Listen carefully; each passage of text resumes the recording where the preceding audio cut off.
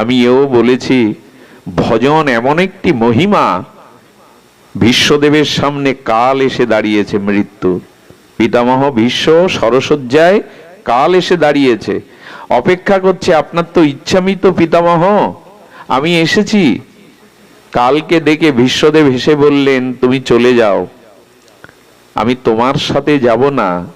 আমি আমার জীবনে পাপ করিনি, যৌবনে কোনো অপরাধ করিনি, আমি গোবিন্দের সাথে যাব, মৃত্যু তোমার সাথে যাব না। ভজন করলে এত বড় কথা। আপনিও বলতে পারবেন, হে কাল, হে মৃত্যু, আমি তোমার সঙ্গী নই, আমি গোবিন্দের সাথে যেতে চাই। বিশ্ব গোবিন্দ চরণ দর্শন করতে করতেই মহা নির্জানে চলে গিয়েছিলেন। মৃত্যু তার সামনে টিকতে পারেনি।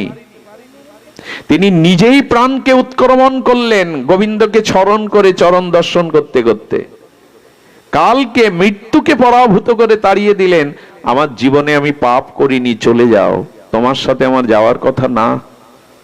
ভজন এমন মহিমা, কালও দূরে হাত জোর করে, সমনও দূরে পালায়, মৃত্যুও ভয়ে ভীত হয়ে পলায়ন করে। যার চরণে শরণ নিলে, যার নাম নিলে, কাল মৃত্যুও ভীত হয়ে দূরে পালায়।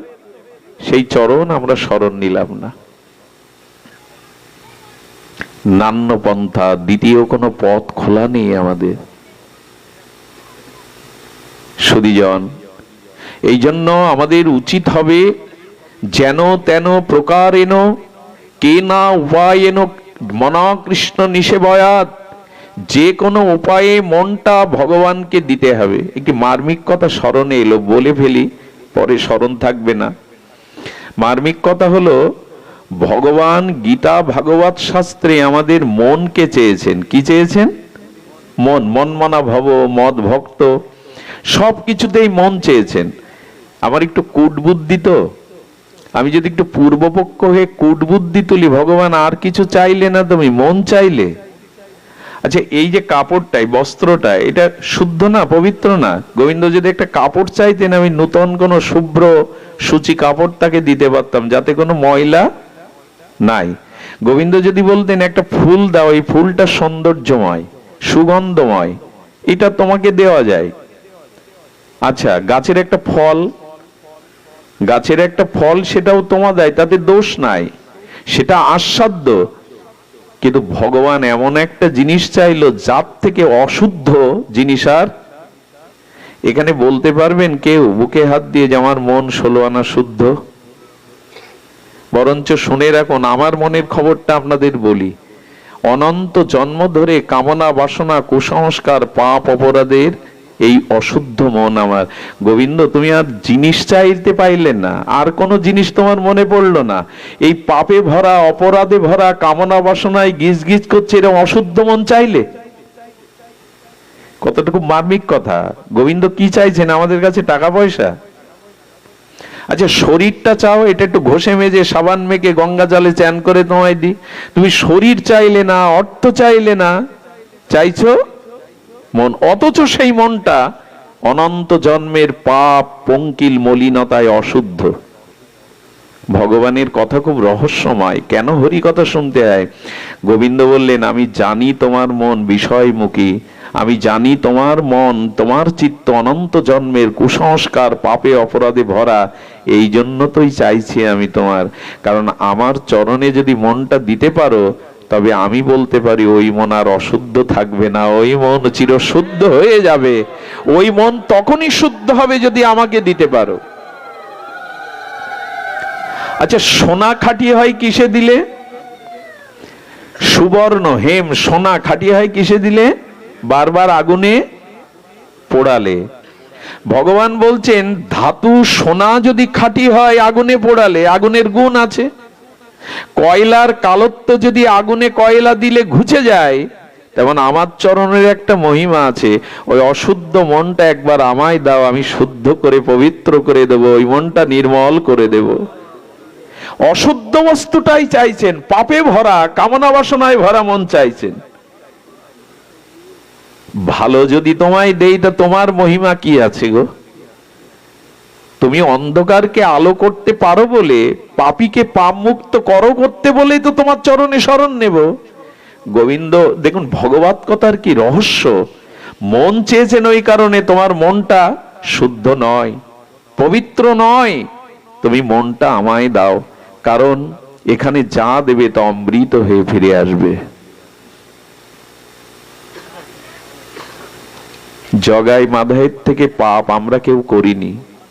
একবার ভেবে দেখুন তো, জগাই মাধাইয়ের পরের ঘরে আগুন দিয়েছে, পরস্ত্রীকে লুণ্ঠন করেছে, হ্যাঁ, অমেদ্য মদ ও মাংস নিয়ে পড়ে থাকতো, সাধুদের অত্যাচার, দিন দুঃখীদের প্রতি রুলার চালিয়েছে তারা, মদের গন্ধ বেরোচ্ছে। শুধু তাই না, নিত্যানন্দ প্রভুর মতো অবধূতকে তারা, করুণাদাতা প্রেমদাতা পতিতের বন্ধুকে তারা কলসি দিয়ে মাথা ফাটিয়ে রক্ত ঝরাচ্ছে। এত পাপ আমি আপনি তো করিনি। সেই মাধাইয়ের দিকে তাকিয়ে নিতাই বলছে, মাধাই রে, মার, আমাকে আরো মার, আমাকে রক্ত ঝরা, তবে একবার গৌর বল। এত প্রেম নিয়ে আমাদের জন্য আসছেন, এত অশুদ্ধ যে, এত স্খলিত চরিত্র যে, মেরেছিস মার, কিন্তু একবার গৌর বল। সেই নিতাইয়ের যুগে, মহাপ্রভুর যুগে যদি আমাদের আশ্রয় না নেই, আমরা যাব কোথায়? আমাদের আর জায়গা কোথায়? এই নিতাই চাঁদের মহিমা শুনুন। এই নিতাই হলো আমাদের বলদেব। বলদেব কুরুক্ষেত্রের যুদ্ধে, এই যুদ্ধ দেখবে না বলে, কোনো পক্ষ নেবে না বলে বলদেব চলে গিয়েছিলেন। গিয়ে দেখছেন লোমহর্ষণ ঋষি ভাগবত পাঠ করছে। লোমহর্ষণ ঋষি, যার পুত্র সুত, সেই লোমহর্ষণ ব্যাসপীঠে যখন পাঠ করছেন, তখন ভগবান বলদেব বলরাম এসে উপস্থিত। কিন্তু এই ব্যাসপীঠের একটা নিয়ম আছে, এই ব্যাসপীঠে যারা বসে ভাগবত বলেন, যদি গুরুদেবও আসে, ভগবানও আসে, তবে নিয়ম নাই ব্যাসপীঠ থেকে নেমে গিয়ে প্রণাম করা। তাকে অভিবাদন জানানো যায়, ভাগবতের মালাটা দেওয়া যায়, পাশে বসানো যায়, কিন্তু ব্যাসপীঠ থেকে উঠে যাওয়া, এটাই আসনের সম্মান। তো উনি উঠে, বলদেবকে জানেন উনি ভগবান অভিন্ন, সংকর্ষণ মূল অংশী, কিন্তু নামলেন না। বলদেবের ক্রোধ হয়ে গেল, এত ক্রোধ হলো যে আমি ভগবান, আমাকে দেখে ব্যাসপীঠ থেকে নামলি না। একটা তৃণ ঘাস তুলে ছুড়ে দিলেন, মাথাটা কেটে পড়ে গেল ওই ব্যাসপীঠ থেকে লোমাসনে। এত ক্রোধ, এত ক্রোধ। সেই বলদেব নিতাই হয়ে এলেন। শচীসুত হইল যেই, বলরাম হইল নিতাই। সেই নিতাই এবার ঘাস দিয়ে ভাগবতের মস্তক ছেদন করলেন না, ওই ঘাসটা, ওই তৃণটা দন্তে ধরেছেন। দন্তে ধরে নিতাই কি বলছেন, আমাকে কিনিয়া লও বল গৌর হরি। সেই বলদেব, কথায় কথায় যার এত ক্রোধ, যিনি ঘাস দিয়ে মস্তক ছেদন করলেন, তিনি দন্তে দন্তে তৃণ ধরে কারা? ঘাস মুখে দেয় কারা? আজ বলদেব নিত্যানন্দ সংকর্ষণ অংশী, তিনি নিতাই চাঁদ হয়ে দন্তে তৃণ ধরে নগরে নগরে বলছেন, আমাকে কিনিয়া লও বল গৌর হরি। এই পাবন অবতারে যদি বাদ পড়ে যায়, আমাদের আর গতি কোথায় বলতে পারে? এই নিতাই চৈতন্যের এত করুণা ধারায় যদি ভিজতে না পারি, এই আশ্রয় না নিতে পারি, আমাদের আর গতি কোথায়? আপনারা জানেন বলদেবের আছে হল, আছে হল মানে নাঙল। এই নাঙল দিয়ে মাঝে মাঝে হস্তিনাপুর উড়িয়ে উনি ভারত মহাসাগরে ফেলে দিতে চাইতেন। এত ক্রোধ বলদেবের। লক্ষণের তো কথায় কথায় ক্রোধ। ভগবান পরশুরামের সাথে প্রায় যুদ্ধ বাঁধিয়েছিলেন লক্ষণ। সেই লক্ষণ, সেই বলদেব এবার নাঙল আনলেন না। নাঙলটা আছে বলদেবের, ওটা যায় না। তো যদি বলি নিত্যানন্দ প্রভু, তুমি বলদেব প্রভুর নাঙ্গলটা কোথায় লোকালে? বলেন, আমি নাঙল এবার এনেছি, তবে তোমাদের হৃদয় ভূমিতে চাষ করার জন্য। নাঙল দিয়ে কি করায়? অনেক পতিত জমিতে নাঙল দিয়ে ভূমি উর্বর করে শস্য বপন করে ফসল ফলিয়ে অভাব দূর করায়। নিতাই বলছে, আমি করুণা প্রেম দিয়ে, চাষ দিয়ে তোমার এই অপতিত হৃদয়টাকে প্রেম ভক্তির, গৌর প্রেম, ব্রজ প্রেমের ফসল ফলিয়ে তোমাকে আমি প্রেম দান করব। এই করুণার যুগে আমরা বাদ পড়ে যাচ্ছি। বলতে পারেন আমাদের গতি কি হবে? এত করুণা নিয়ে ভগবান আমাদের সামনে আসেননি ইতিপূর্বে, এত করুণা নিয়ে তার আগমন হয়নি। এই তো করুণায় অবতীর্ণ কল, এই বিশেষ কলিতে এত করুণা নিয়ে এলেন, কিন্তু বাদ পড়ে গেলাম, একবারও নিতাই বললাম না, গৌর বলে হৃদয় সিক্ত হলো না। আমাদের কি গতি হবে বলতে পারেন? এই জন্য আসুন, সময় চলে যাচ্ছে অস্থির পৃথিবীতে, এই ভয় ভীতি সংকুল বস্তুতে, এই মোহভাসগ্রস্ত হতে মুক্ত হতে একমাত্র আসুন আমরা এই নিতাই গৌরের নাম ধর্ম, প্রেম ধর্ম, ভাগবত ধর্মের আশ্রয় নেই। এছাড়া আমাদের কল্যাণের দ্বিতীয় কোনো পথ খোলা নাই। নিতাই না বলিল মুখে, মজিল সংসার সুখে, বিদ্যাকুলে কি করিবে তাই? কি হবে বিদ্যা কুল ধন যদি নিতাই না বলল, গৌর না ভজল? মৃত্যুর পরে এই নিতাই বলা, গৌর বলা, হরি বলা, এই সম্পদটাই মৃত্যুর পরে কাজে লাগবে। বাড়ি গাড়ি ধন সম্পত্তি মৃত্যুর পরে কাজে লাগবে না। সেই সম্পত্তিটা বাদ দিয়ে যা আমার পরপরে শেষের দিনে কাজে লাগবে না, সেই সম্পদটাই সারা জীবন কুড়িয়ে গেলাম। খুব কি সুবুদ্ধি আমাদের! মৃত্যুর পরের অধ্যায় তো এই যিনি, এই জাগতিক কোনো বস্তু আমায় ওখানে সাথে সহযোগিতা করতে যাবে না। যা সেদিন যাবে সেটাই তো সঞ্চয় করলাম না। ভালো লাগে আপনাদের, কত দূর দূরান্ত থেকে ছুটে আসেন এই সাধুগুরুর কৃপা করুণা, এই হরিকথাতে হৃদয়টাকে একটু সিক্ত করার জন্য, এই প্রেম ভক্তি পাওয়ার জন্য, প্রাপ্তির জন্য যে চেষ্টাটা করে যাচ্ছেন, এটা করুন। যদি আমি অসুস্থ হয়ে বাড়িতে বার্ধক্য দশায় জরাগ্রস্ত হয়ে মুমূর্ষ হয়ে পড়ে থাকি, সেই অবস্থায় যদি আজকের এই অনুষ্ঠানের স্মৃতি মনে ওঠে, সেদিন এমন ভক্তদের মুখগুলো মনে পড়ে, এই স্মৃতিটাই সেদিন আপনাকে গোবিন্দর কথা মনে করিয়ে দেবে, পরকালের একটা পথ রচনা করে দেবে। মনে তো পড়তে পারে সেই কবে কোন দিন এমনি করে সাধুসঙ্গ করেছিলাম, এমনি করে হরি কথা শ্রবণ করেছিলাম। ওই স্মৃতিটাই, ভগবত স্মৃতিটাই ওই দিনে আপনার হৃদয়ে প্রেম এনে দেবে, কল্যাণ এনে দেবে। শাস্ত্র বলছেন, কারো চিতার দিকেও যদি কোনো শুদ্ধ গোবিন্দ ভক্ত তাকায়, সুদৃষ্টি দেয়, তার আত্মার সদ্গতি হয়। কারো চিতার দিকে যদি কোনো শুদ্ধ ভক্ত তাকিয়ে দেয়, তার আত্মার একটা সদ্গতি হয়।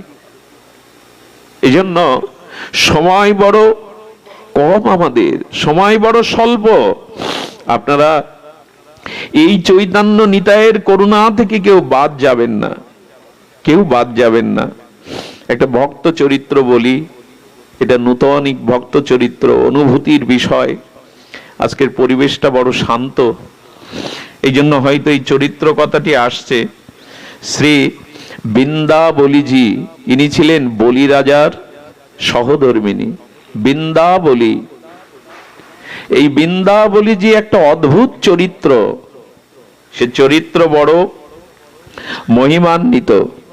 এই বৃন্দাবলীজির মতো স্ত্রী জগতে দেখা যায় না।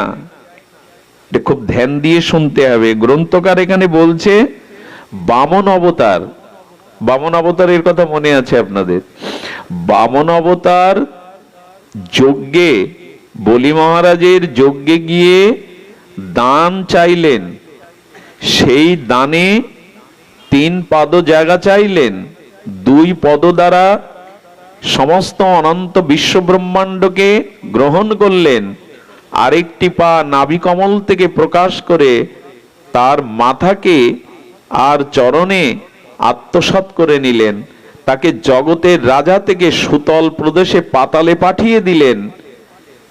আমার স্বামীকে যদি ভগবান এই ছলনা করে 3 পদ জায়গা দানের দ্বারা এইভাবে আমাকে গ্রাস করে পাতালে পাঠায়, তার স্ত্রী ভগবানকে কি বলতে পারে? কেন ছলনা করলে? কেন বামন রূপ ধরে এলে? কেন দান গ্রহণের ছলে তার সর্বস্ব কেড়ে নিলে? কেন তাকে পাতালে সুতলে পাঠিয়ে দিলে? এই ছিল আমাদের বিচার। কিন্তু বৃন্দাবলী কি বিচার করছে? কেন ভগবত ভক্তির প্রয়োজন কেন জানেন? ভগবত ভক্তি যদি একবার আপনার মধ্যে আসে, তাহলে ভগবানের প্রত্যেকটি কাজের মধ্যে আপনি কৃপা, করুণা, লীলার মধ্যে অনুভব করতে শিখবেন।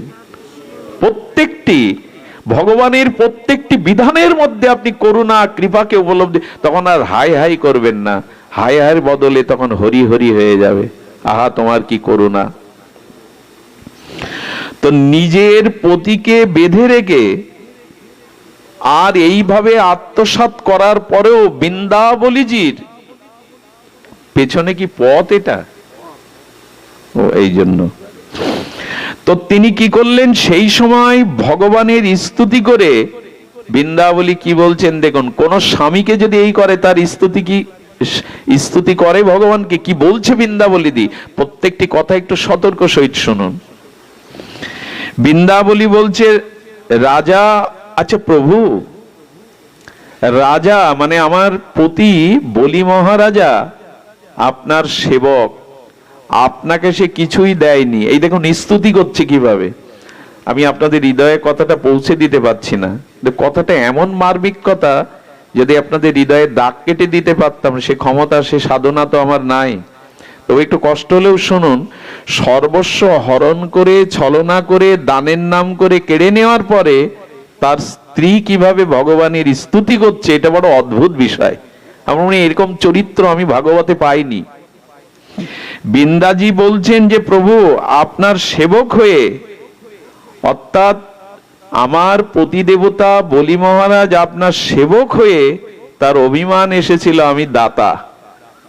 দেখুন উল্টে কিভাবে এই স্তুতি করছে ভগবানের।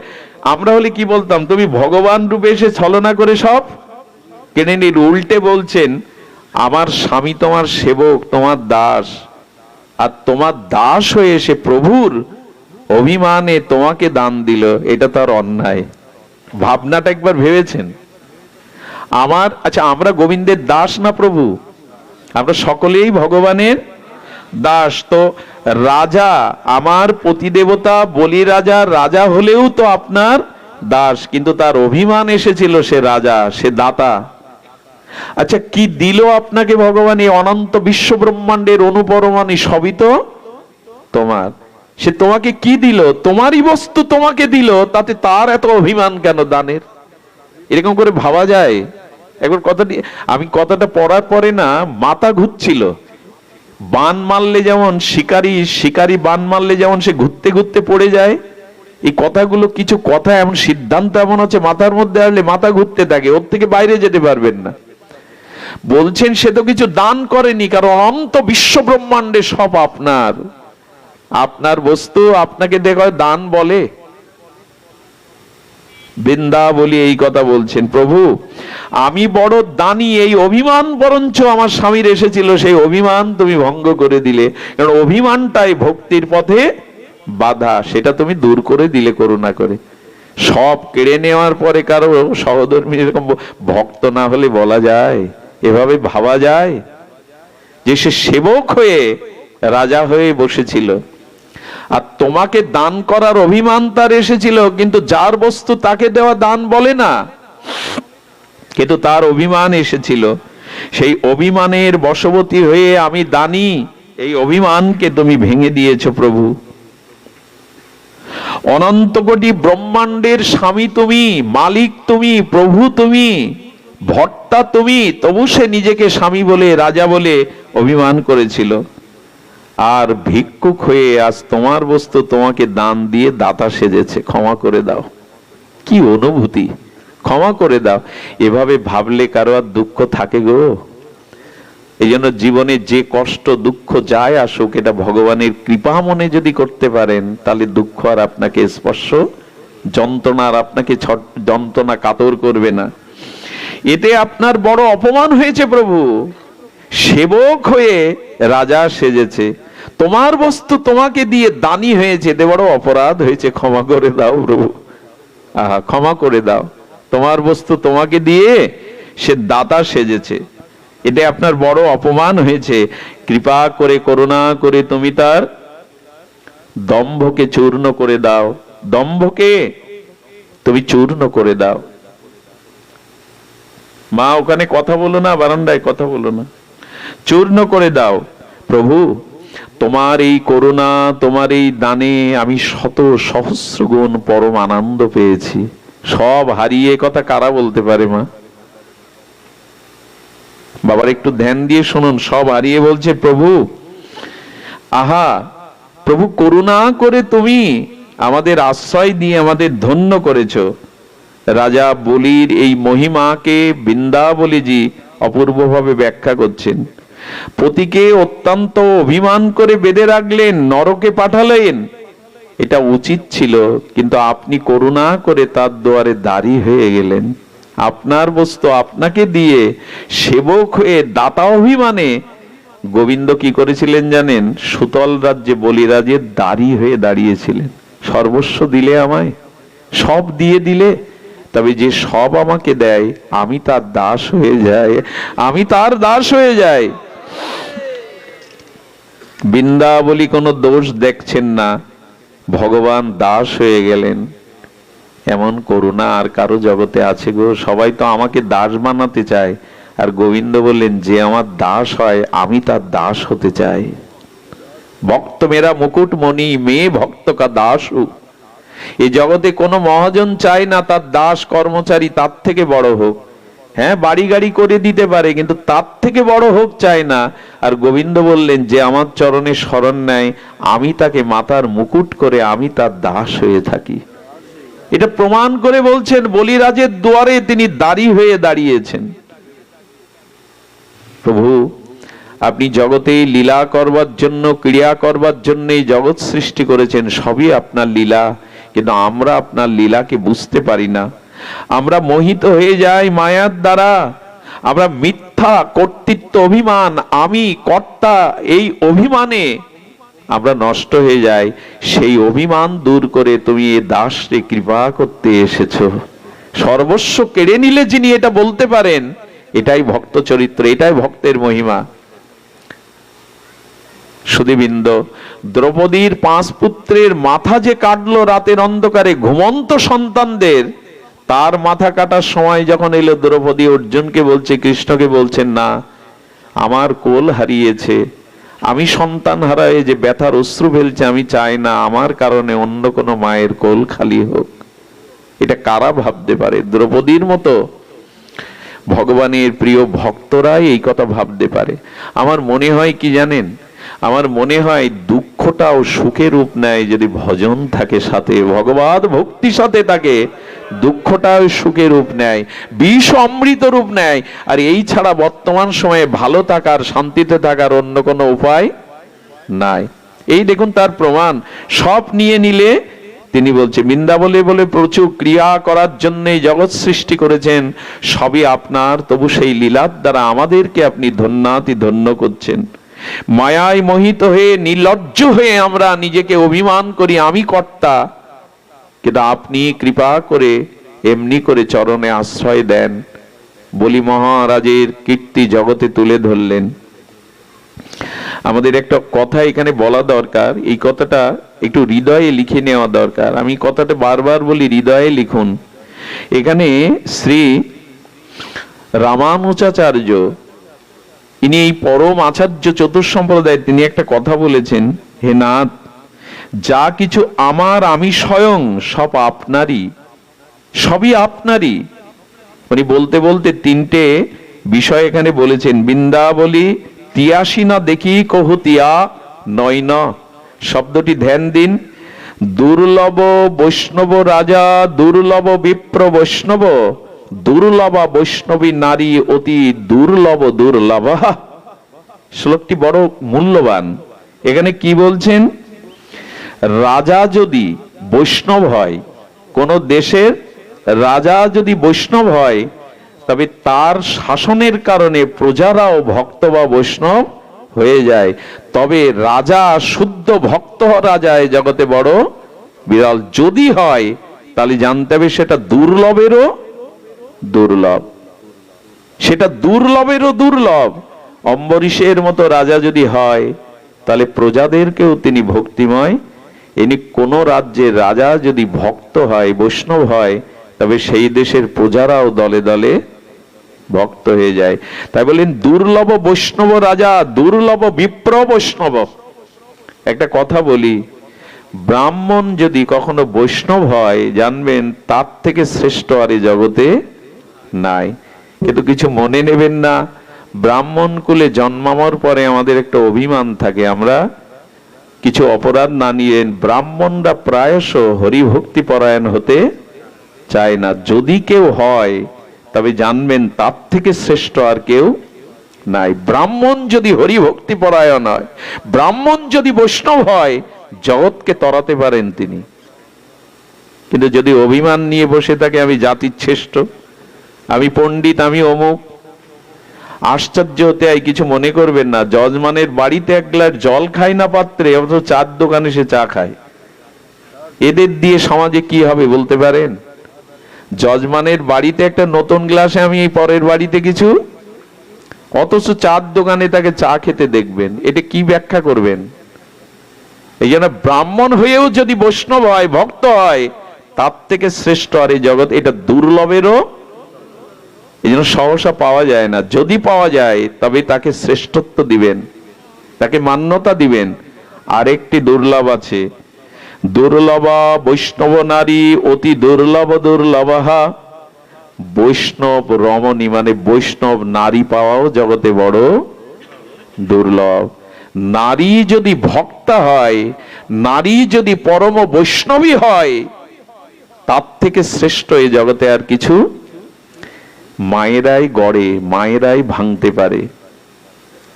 একটা সংসারে যদি ভক্তি পরায়ণ কোনো মা থাকে না, পুরো সংসার কেন, পুরো পরিবেশটাই বদলে দিতে পারে। বিশ্বাস করুন, অনেক মাতাল চরিত্রহীন পুরুষকেও সাধু করে দেয় তার পরশমণির ছোঁয়ায়। নারী পারে না, যদি সে বৈষ্ণব হয়, সে পারে না এমন কোনো কাজ জগতে। এই জন্য বললেন দুর্লভা বৈষ্ণব নারী, দুর্লভা অতি দুর্লভা। এটা মেলে না। আমি আমার জীবদ্দশাতে দেখেছি কত পশু, হিংস্র আর অশরীক বৃত্তি সম্পন্ন মানুষকেও পথে আনতে। এই জন্য নারী যদি ভক্তি পরায়ণা হয়, সে তার থেকে বড় প্রাপ্তি আর এই জগতে নাই। সুধীবৃন্দ, এই জন্য বারবার বারবার মনে হয়, বারবার মনে হয় যে রমণী মায়েরাও যদি ভক্তি পরায়ণা ত্যাগ বৈরাগ্যিনী হয়ে ওঠে, তবেই পরিবার, সমাজ বদলাতে পারে। আমাদের ভারতীয় আর্য ঋষিরা গেয়ে গেছেন তাদের কবিত্ব ছন্দে, না জাগিলে মা ভারত ললনা, এ ভারত আর জাগে না জাগে না। শঙ্খ উলোধ্বনিতে জেগে ওঠো মা, সতীত্বের গুণাবলিতে জেগে ওঠো মা, ভজনের মহিমায় জেগে ওঠো। তোমাদের হাতেই আগামী দিনের সমাজ, আগামী দিনের শান্তি অপেক্ষা করছে তোমাদের হাতেই। এই জন্য বৈষ্ণব ভক্তি পরায়ণা রমণী এ বড় দুর্লভেরও দুর্লভ। এই বৃন্দাবলীর চরিত্রে আমরা সেটা দেখি। ভগবানের সম্পত্তি নিজের মনে করা ঠিক নয়, তার স্বয়ং কর্তা মনে করা ঠিক নয়, সেটা বৃন্দাবলী এই চরিত্রের দ্বারা দেখিয়ে গিয়েছিলেন। সুধীবৃন্দ, বৈষ্ণব নারীর মহিমা প্রসঙ্গে আমরা অনেক কথা বলেছি, অনেক দৃষ্টান্তই দিয়েছি। তবে এইটুকু বলবো যে বৃন্দাবলী যেমন ভগবানের এই লীলার মধ্যে সবটুকু গুণ দেখেছেন, মহিমা দেখেছেন, ততটুকুই আমরা বলবার চেষ্টা করেছি যে ভগবানের সব বিধানকে আঁচল পেতে মেনে নিন। তার ভিতরে অপার করুণাকে উপলব্ধি, তবে এটা হরিনাম ব্যতীত, ভাগবত শ্রবণ ব্যতীত, নিত্য নিরন্তর ভজনে রত না থাকলে এই বুদ্ধি, এই চিন্তা আমাদের ভেতরে প্রকাশ হবে না। দদামি বুদ্ধি যোগম, ভগবান এই সুবুদ্ধিটা দান করবেন একমাত্র ভজনের দ্বারাই।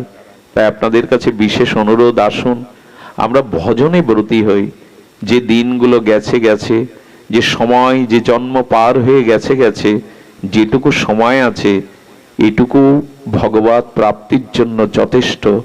এই বিশেষ কলিযুগে, এই নিতাই চৈতন্যের যুগে বেশি অপেক্ষা নাই।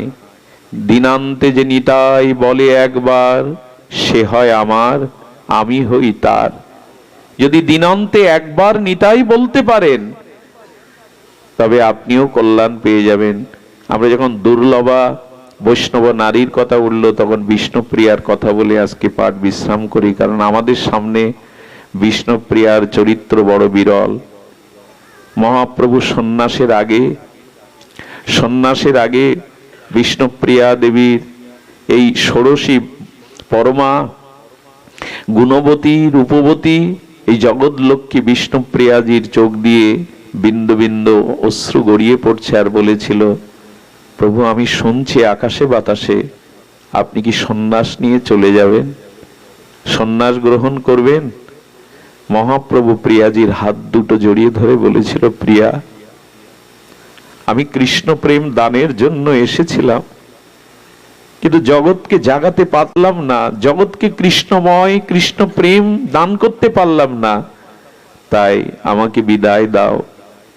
নিজে ত্যাগ বৈরাগ্য অশ্রু সজল নয়নে যদি জীবের দ্বারে যেতে পারি, তবে জীবগুলি জাগবে। মহাপ্রভু সন্ন্যাস নেওয়ার প্রয়োজন ছিল না, তিনি নবদ্বীপের সংকীর্তন পিতা হয়ে জগৎকে প্রেমে ভাসাতে পারতেন, কিন্তু ত্যাগ বৈরাগ্য ছাড়া এই যুগে মুখের কথা কেউ গ্রহণ করবে না। এই জন্য মহাপ্রভু নিজে সন্ন্যাস গ্রহণ করে এই ত্যাগ বৈরাগ্যকে জগতে দেখালেন। যাওয়ার আগে বিষ্ণুপ্রিয়া দেবীকে বলেছিলেন সেই মর্মস্পর্শী কথা, প্রিয়া তুমি বৈষ্ণবদের জননী, আমি যদি বৈষ্ণবদের ভক্তদের পিতা হই, তবে তুমি বৈষ্ণব জননী। তবে শোনো প্রিয়া, যদি কোনো মা মারা যায়, সন্তান প্রসব হতে গিয়ে যদি কোনো জননী মারা যায়, পিতা প্রায়শ সন্তানদের লালন পালন করে মানুষ করতে পারে না।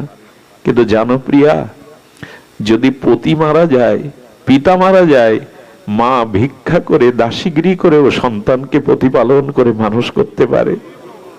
আজ থেকে তুমি বৈষ্ণবের জননী হও, আজ থেকে তুমি গৌর ভক্তগণের মা হও। তোমার ত্যাগ বৈরাগ্য তিতিক্ষা অশ্রু সজল, এই ত্যাগের দ্বারা এই গৌড়ীয় বৈষ্ণব রক্ষা পাবে। প্রিয়া আমি বাইরে যদি কাঁদি, তবে তুমি ঘরে বসে কাঁদো, তোমার দ্বারাই গৌড়ীয় বৈষ্ণব সুরক্ষিত হবে। একই বিষ্ণুপ্রিয়ার ভূমিকাটা সবসময় আমাদের আচার্যরা সামনে আনিনি।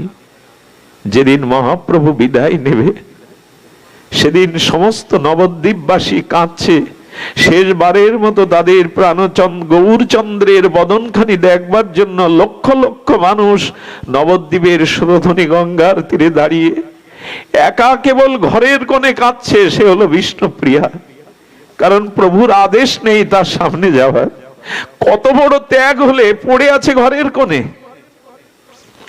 কে যেন কানে কানে বলল, প্রিয়া সন্ন্যাস নেওয়ার পরে একবার মাতৃভূমিতে আসা যায়, তোর প্রাণনাথ আর কখনো নবদ্বীপে আসবে না। দেখুন কৃষ্ণচন্দ্র রাধারানীকে ব্রজগোপিকাদের বলেছিল, আমি আবার আসব। রাধারানীর বুকে একটা আশার প্রদীপ জ্বলেছিল, কৃষ্ণ আবার আসবে। কিন্তু বিষ্ণুপ্রিয়া দেবী জানে এই প্রভু চলে গেলে আর নবদ্বীপে প্রভু আসবে না। আচ্ছা সে সময় প্রিয়াজির মনে কি হচ্ছিল বলুন তো? সনাতন মিশ্রের কন্যা, এমন রূপ এমন মহিমা নিয়ে এসেছে, সংসারের সুখের মুখ কোনোদিন দেখতে পায়নি। প্রভু তো একটা বছর শিবাসাঙ্গনে রাত জেগে কীর্তন করতে ঘরেও থাকতো না, প্রভু চরণ সেবার সুযোগও পায়নি। সেই প্রিয়াজির আজ কি দশা। ও বলো, তোর গৌর আর আসবে না, বিষ্ণুপ্রিয়া দেবীর মুখ দেখবে না প্রভু। তো কি মুখ দেখবে না? আসলে এটা তো বিপ্রলম্ব রস, বিরহ রস। উনি রাস্তায় যে পথ দিয়ে আমার গৌর হরির সচরণ যাবে, সেই রাস্তায় লুটিয়ে পড়লেন, মুখখানা মাটিতে গুজে। দোলাই ধূসরিত বিরোহিনী প্রিয়াজি কাঁদছেন। মহাপ্রভু আস্তে আস্তে দেখলো কে যেন ধুলার মধ্যে পড়ে আছে। প্রভু দাঁড়িয়ে বললেন, কে তুমি? কে তুমি এমন করে ধুলায় পড়ে আছো?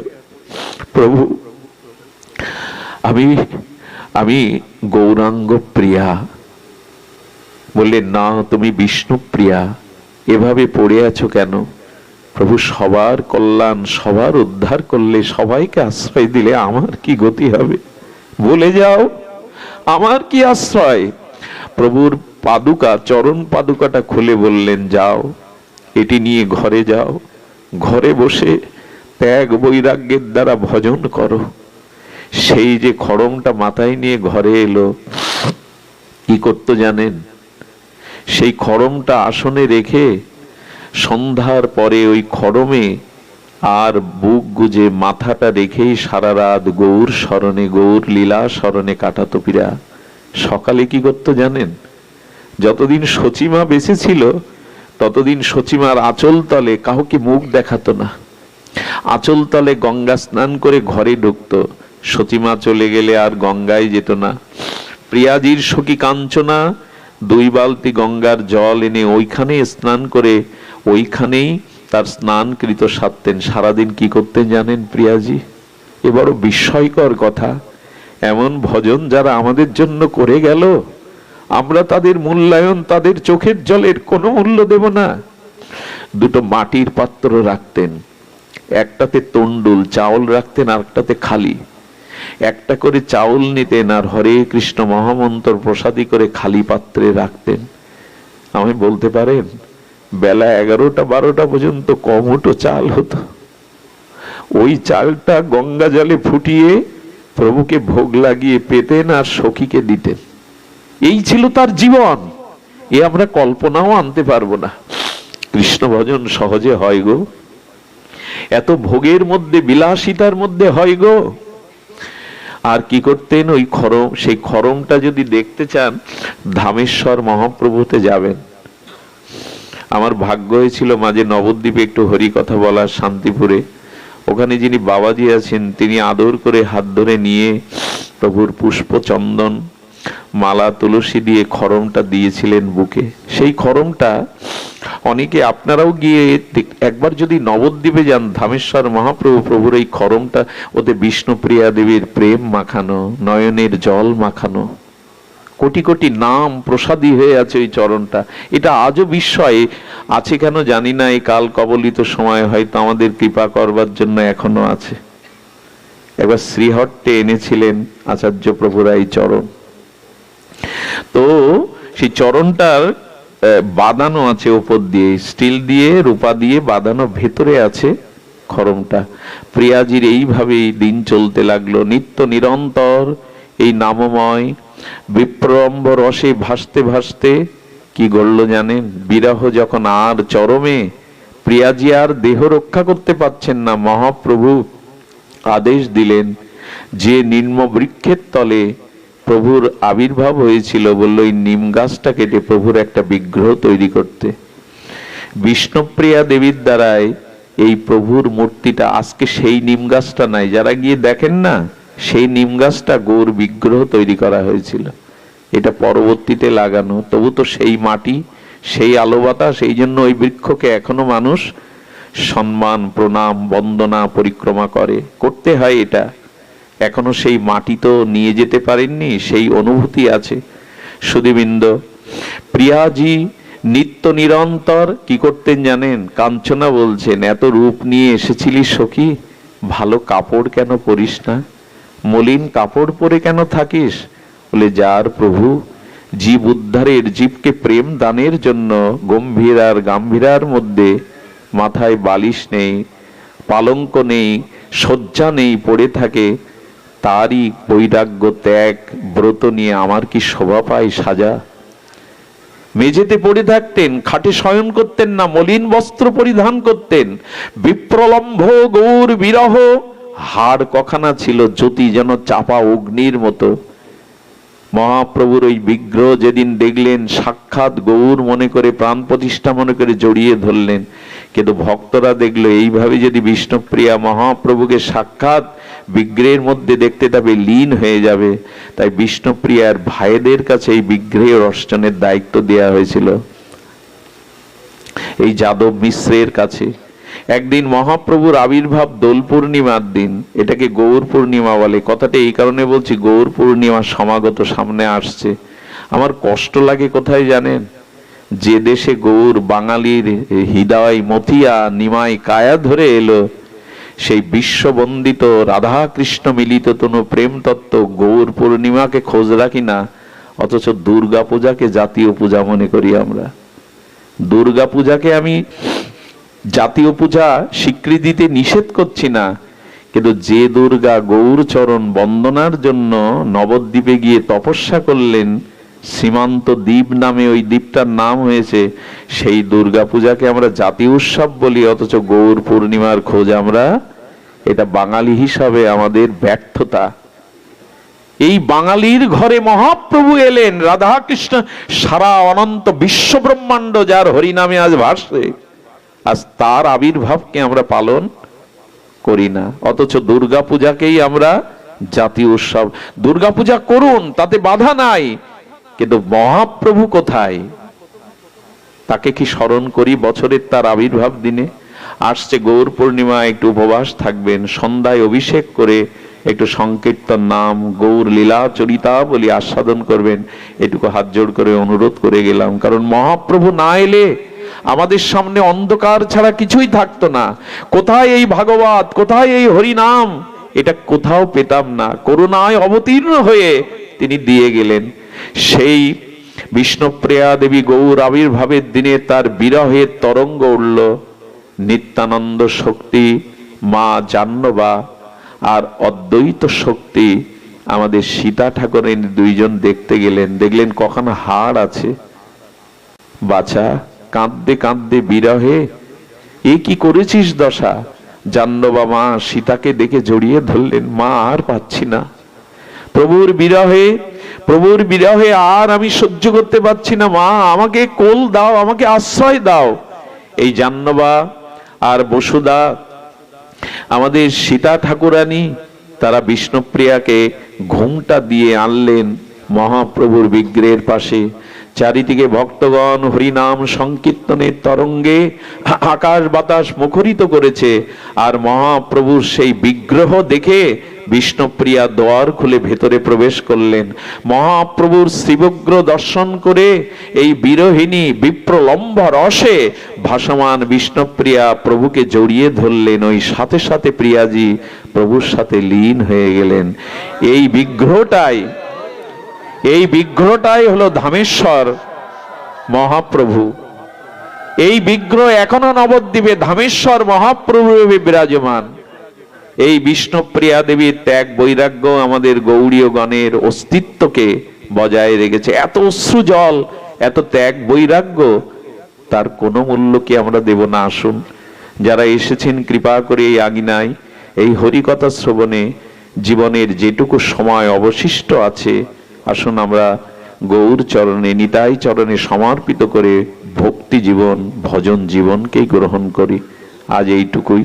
আপনাদের মঙ্গল হোক, সকলের কল্যাণ হোক, গৌর চরণে আমাদের রতিমতি হোক, এই প্রার্থনা করে আজকের হরিকথা বিশ্রাম। মহাপ্রভুর কৃপা হলে আবারও আপনাদের এই আনন্দময় সান্নিধ্যে হরিকথা বলার প্রয়াস রইল। জয় শ্রী গুরু প্রেমানন্দে গৌর হরি বল। জয় শ্রী রাধে, জয় শ্রী রাধে।